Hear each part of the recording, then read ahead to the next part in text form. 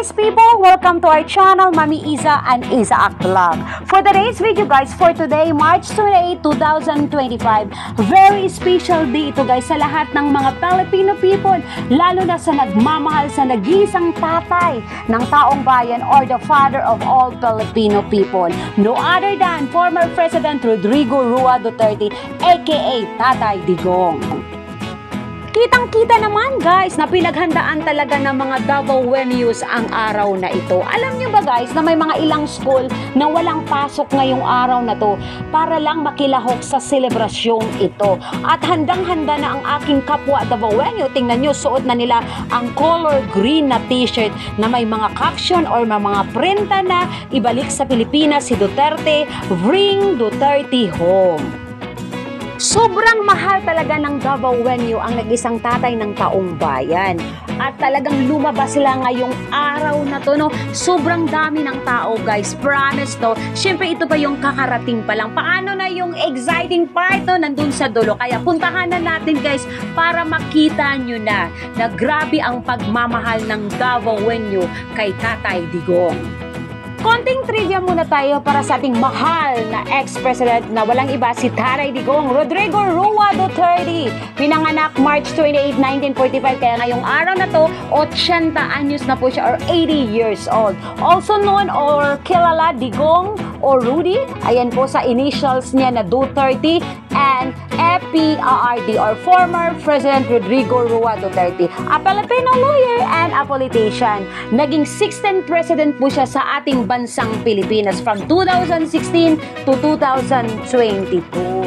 The most popular president, kaya naman daming inggit sa kanya. Siyempre, proud Mindanaon or Mindanao dahil kauna-unahang taga Mindanao na naging presidente ng bansang Pilipinas. Bago siya naging presidente ng Pilipinas, he worked as a lawyer at naging prosecutor po siya sa Davao City. Naging vice mayor, pagkatapos naging mayor for more than 20 years. Marami siyang nagawa sa Davao, sa kanyang pamunang matatag, maraming nagtitiwala sa kanya at nagmamahal. Peace and order, less crime. Ayan po guys, very peaceful ang Davao City. Kaya naman investor friendly. Dating probinsya, nakilala na ngayon ang Davao City dahil ito sa maraming nagtitiwalang mga investor dahil nga sa isang Duterte.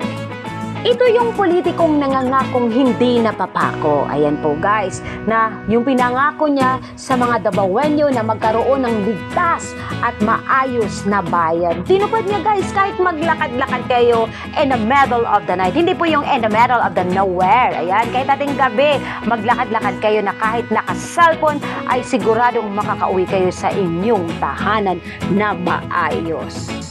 Kaya siya sobrang minahal ng mga Davaoenos. Siya pa din niya guys, sama ng kwentuhan, puntahan na natin yung mga nagsisigawang taong bayan. Rinig na rinig ko ang sigaw nilang pangalang Duterte.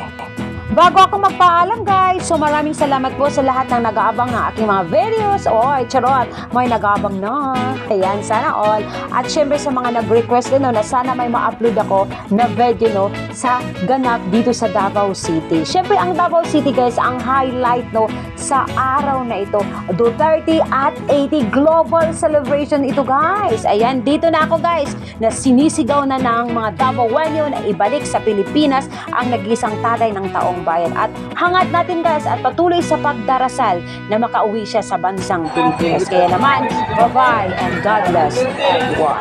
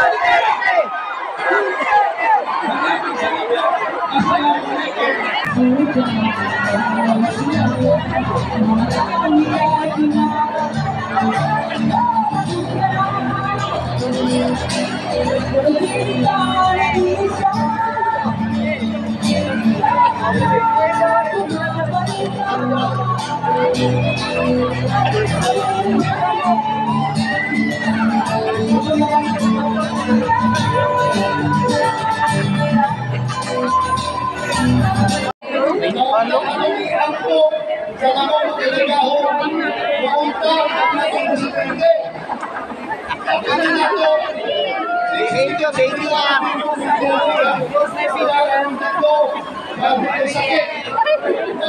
Baby M. Maayong paglawas, kalantid sa pagluhuna, igong kanakos, para masukan nila, para pagsulay, kailang yatubang, kailang kinabuhay karon. Nagasalamat kay Dilislanan! Bring him home! Bring him home! Bring him home! Bring him home! Bring him home! Bring him home! Bring him home! Bring him home! Bring him home! Bring him home! Lahat tayo sa lawan!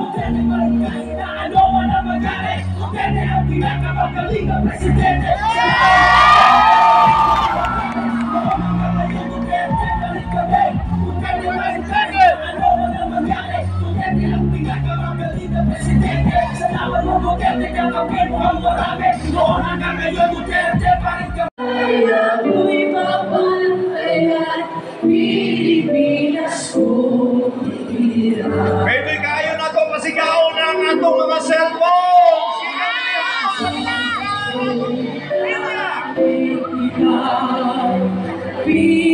Pilipinas kong mahal ang puso ko.